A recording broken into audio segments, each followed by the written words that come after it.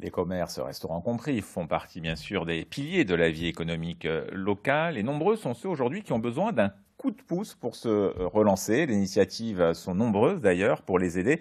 Coup de projecteur sur certaines d'entre elles avec notre chronique Solidarité signée Laure Bolmont. Ils font battre le cœur de nos villes et de nos villages. Petits et grands commerces sont pourtant nombreux à patiner, à avoir du mal à redémarrer. Ils doivent se plier aux règles sanitaires, rassurer leur clientèle quand eux-mêmes redoutent de devoir baisser le rideau.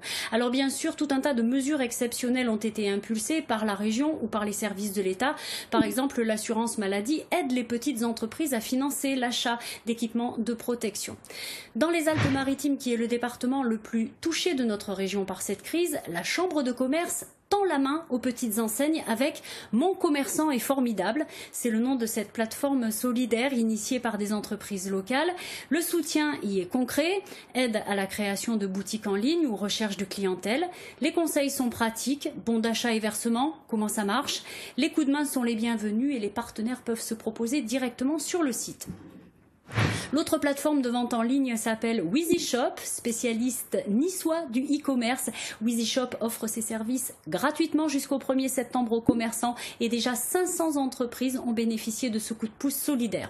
Autre stratégie, encourager l'achat de proximité. Dans la région de Marseille, l'opération 13 locales met à la vente des chèques cadeaux que tout le monde peut acheter pour soutenir les commerçants. Et puis le Made in France est plus que jamais un argument de vente solidaire. Un collectif d'une vingtaine de magasins indépendants en appelle à une économie locale et solidaire.